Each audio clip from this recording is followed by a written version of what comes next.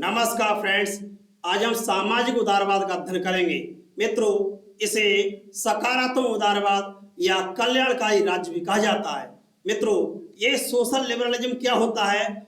ऐसा राज्य जिसमें समाजवादी और उदारवादी दोनों मूल्यों का समावेश होता है, उसे सामाजिक उदारवाद कहा जाता है। मित्रों, इसमें शास्त्रीय उदारवाद में संशोधित करके उसका मानवीय पक्ष लाने का प्रयास किया जाता है। तो फ्रेंड्स, देखते हैं ये क्या होता है, सामाजिक उदारवाद या सकारात्मक उदारवाद या सोशल लिबरलिज्म। तो फ्रेंड्स, शास्त्रीय उदारवाद में समाजवादी मूल्यों को सम्मिलित करके, जो क्लासिकल लिबरलिज्म था उसमें सोशलिस्ट वैल्यू को शामिल करके सामाजिक उदारवाद बनाया गया है।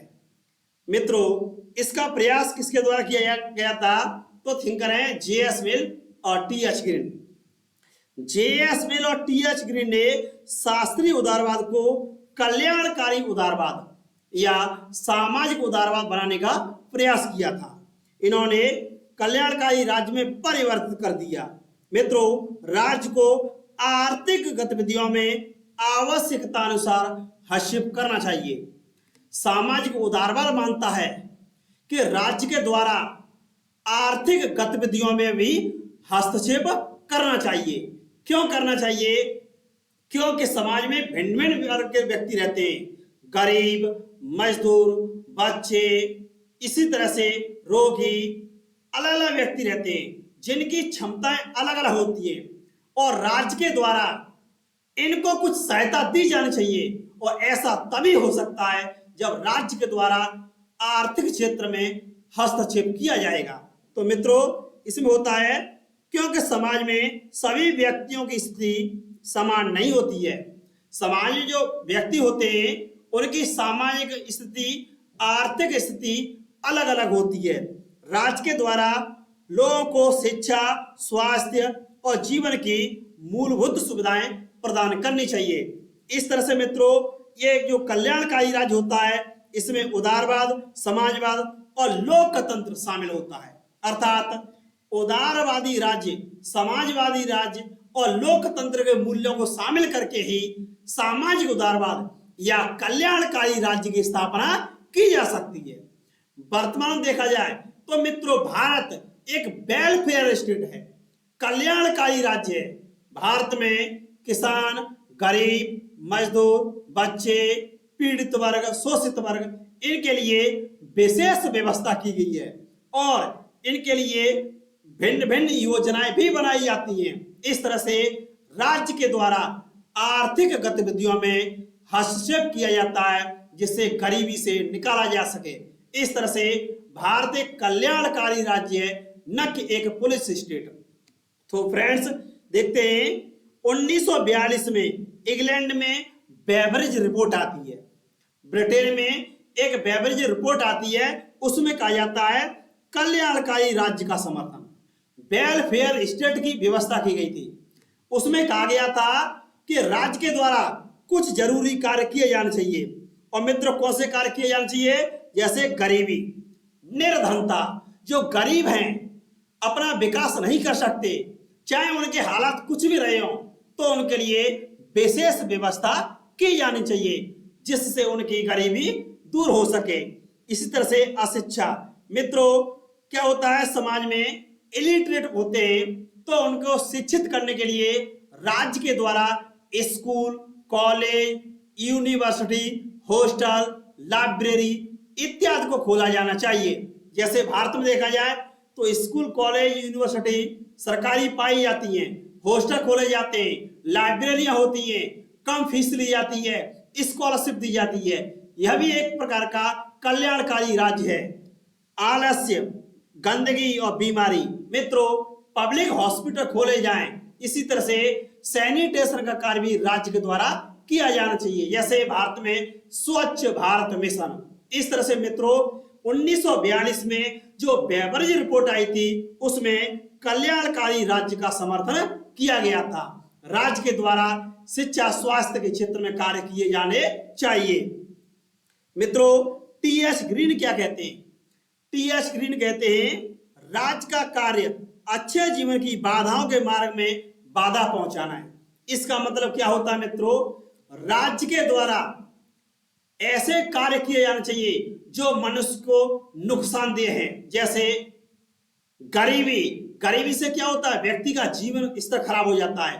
बीमारी, राज्य के द्वारा हॉस्पिटल खोले जाएं या उनको इंश्योरेंस दिया जाए तो बेहतर ट्रीटमेंट मिल सके, ये राज्य के द्वारा किए जाने चाहिए। इसलिए मित्रों, राज्य को आवश्यक अच्छा ही माना है।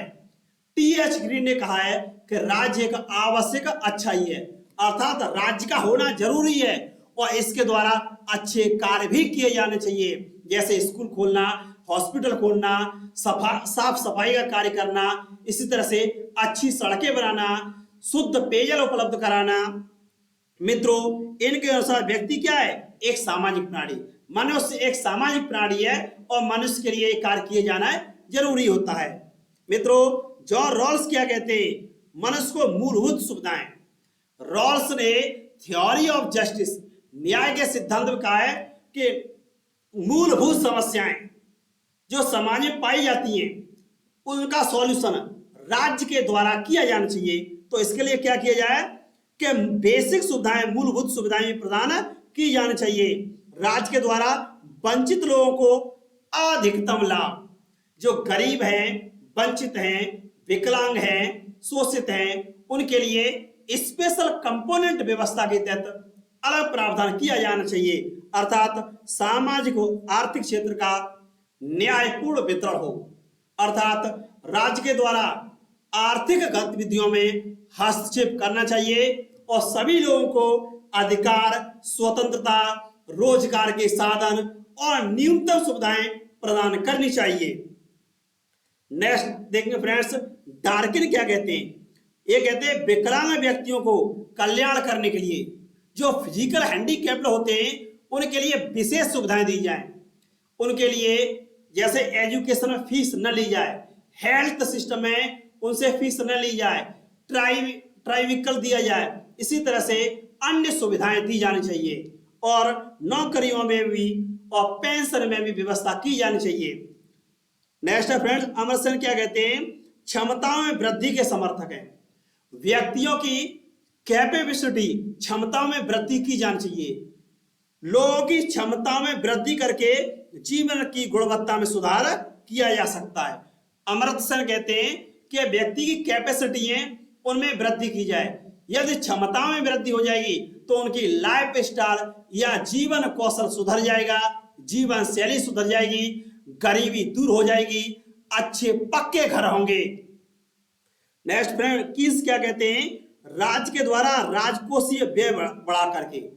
क्या हुआ था मित्रों, उस समय यूएसए में मंदी का दौर चल रहा था, तो ये कह रहे हैं राजकोषीय व्यय बढ़ा करके और अर्थव्यवस्था में हस्तक्षेप करके मंदी दूर की जा सकती है। इस तरह से कीन्स ने कहा कि हमें उदारवादी राज्य को समाजवादी मूल्यों को स्वीकार करने चाहिए। यदि सामाजिक उदारवादी राज्य या कल्याणकारी राज्य होंगे तो वहां पर राज्य के द्वारा हस्तक्षेप किया जाएगा जिससे गरीबी भी दूर की जा सकती है।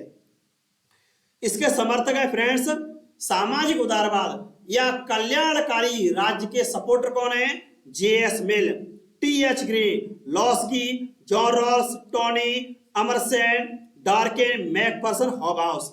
ये पॉलिटिकल थिंकर राज्य व्यवस्था में, इकोनॉमी के क्षेत्र में हस्तक्षेप के समर्थक हैं।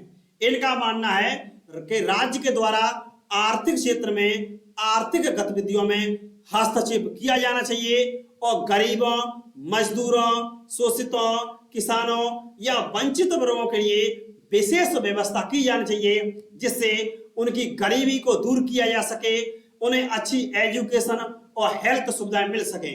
धन्यवाद फ्रेंड्स।